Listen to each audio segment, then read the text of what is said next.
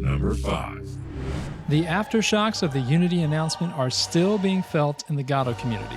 And this week, a familiar face of YouTube game dev, Brackeys, emerged to speak on the Unity debacle, all while giving a nod to the Godot Engine. I believe that the way to a stronger and more healthy game dev community is through software created by the community for the community. Software that is open source, democratically owned, and community funded. I can only say that I have started learning Godot. Whether Brackeys returns with Godot content is yet to be seen, but other big names are also backing Godot going forward. Relogic, the developers of Terraria, recently announced a 100,000 donation to Godot and FNA, and pledged 1,000 every month.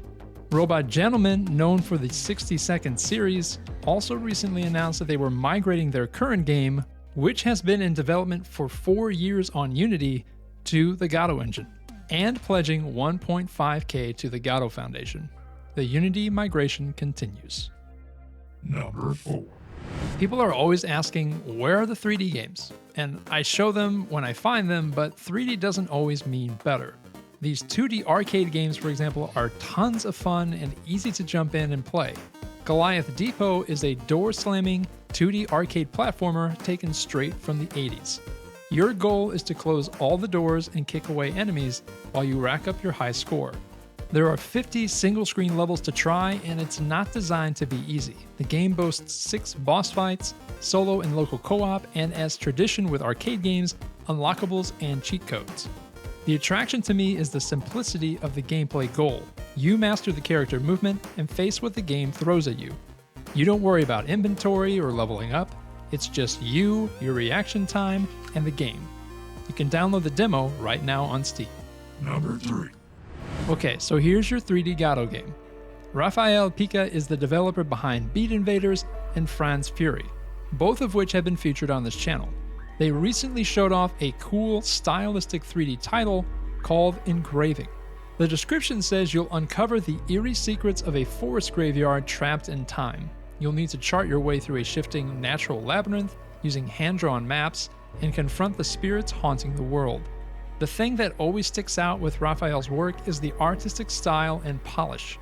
The game features a great pixel shader effect while the world is clearly built using some nice quality 3D assets and lighting. It goes to show that Godot is clearly capable of much more than just 2D platformers and will continue to push ahead in the world of 3D. The game really reminds me of Firewatch, and I look forward to seeing more in the future. You can wishlist the game on Steam. Number 2. Sometimes it's the feel of the game that is the biggest selling point. Caveshifter is a dungeon-crawling roguelike focused on melee combat, and the gameplay looks sharp. Your goal is to explore a massive cave network while fighting dozens of enemies and searching for ways to upgrade your character. The animation and combat effects look solid. This little screen shake, for example, is a small but noticeable quality of gameplay improvement that makes the gameplay better.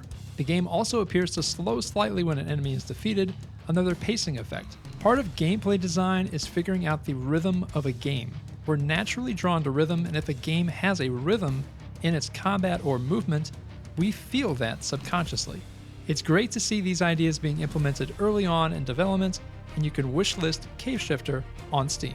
And before we get to our number 1 spot, congrats to last week's winner, Seedlings, earning a place in our 2023 Godot Project of the Year tournament. And don't forget to vote for your favorite in the comments below. And number 1. Okay, this is a big one. If you don't know, To Vostok is a hardcore, single-player survival FPS game set in a post-apocalyptic border zone in Finland. The game has drawn a massive following for an in-development game, gaining 25,000 followers on Twitter and over 90,000 subs on YouTube alone, with videos reaching hundreds of thousands of people. To Vostok is made in Unity, until a few days ago. The developer announced that they were dropping Unity and porting their entire game to the Godot engine, citing that they believe Godot will become the blender of game engines, a common belief these past few weeks. They feel satisfied with the 3D rendering even after trying Unreal and have already begun porting entire game systems to the engine, at a very fast pace. It stands to show that Godot is very capable and that even more eyes will see what Godot can do going forward, So hold on to your seats, everyone. It's going to get crazy.